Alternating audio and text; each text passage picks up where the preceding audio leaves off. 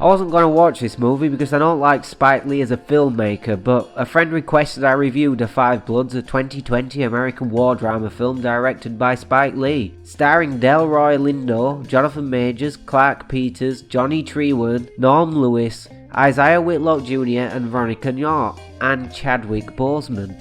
I'm going into this one with my expectations set to incredibly low. So can Spike Lee amaze me and actually produce a great film? Spoiler warning, no, I was angry as all hell only 7 minutes into this.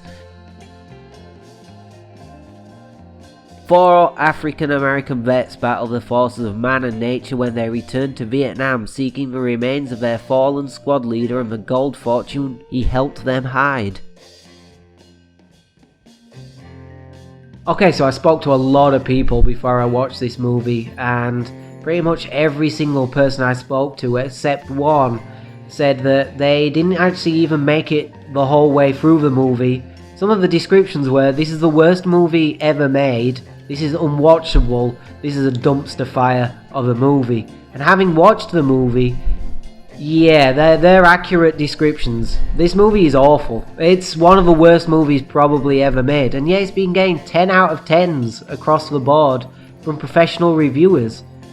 And I don't think they actually even bothered watching the movie. I think they just saw, oh, it's 2020, this is a Spike Lee movie, Black Lives Matter, 10 out of 10, vitally important. Because the movie's a narrative and technical mess. It tries to be 3 things at once. Number 1, a political message movie about how Black Lives Matter and about how historical events have affected race relations. But that's completely and utterly undermined by the fact that Spike Lee chose to portray Vietnamese people in this movie in one of the laziest and most stereotypical ways I have ever seen. And frankly, it just comes across as racist. So it undermines his political message. Number 2, it tries to be a historical documentary. And now I think if you'd have had those first 2 things together, it would have been fine. But he then tried to uncomfortably hang those things around the central plot core of a modern money heist set in modern day Vietnam. And the plot goes nowhere, makes absolutely 0 sense, has more holes than Swiss cheese, and it's just tediously boring. The other problem is all the conversations and dialogue within that modern money heist aren't actually about modern money heist, they're about race and race relations. And then when people are discussing those things, if they mention an event, a historical event or a historical character, you had cut to archival footage of that event or that historical character for sometimes 20 or 30 seconds. And some of those events are massacres. So you see actual real children's faces that have been blown off. And it's very jarring, it takes you out of the movie, and it's uncomfortable. This movie is very uncomfortable to watch. Mainly because of the portrayals of Vietnamese people, and as I say, the archival footage of actual atrocities.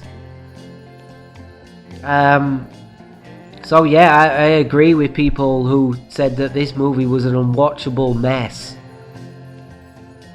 There are also technical issues with this movie. The cinematography is dull and washed out. All of the action scenes are like parodying Rambo, but parodying a parody of Rambo. So they're shot like Hot Shots Part 2. Everybody shoots like this, like all the time. Like the action movies are, the action scenes, you just can't follow them. They're horribly shot. I just have no idea what's going on. You have no idea who's shooting at who. They're all full of like weird Vietnam movie cliches. Now I don't know if this was like a this is just unintentionally bad, or it was an intentional choice that Spike Lee has made and it just didn't work. A lot of professional reviewers who have given this 10 out of 10 said that he made a lot of brave choices. Now, I would say he made a lot of bad choices. Added to that is there are a lot of editing issues in this movie. So somebody steps on a landmine and they disappear about 3 or 4 frames before the explosion actually happens. So they're walking backwards, oh, nobody's there, explosion. So you can tell that they didn't really step on a landmine. They just disappeared first. And then, ooh, boom, explosion. The sound mixing is pretty bad in this movie. It's all over the shop.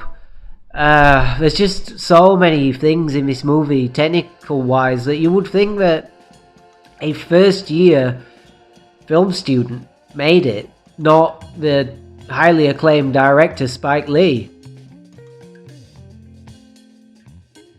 Okay, let's move on to the good points. Alright, Delroy Lindo's performance was the best thing about this movie, and I do not think it was Oscar worthy. It was at points over emotionally wrought and just shouty for me. But I was so annoyed by literally everything else in this movie, I couldn't appreciate his performance, even if I'd have probably wanted to. Because I just hated this movie. I hated every single thing about this movie.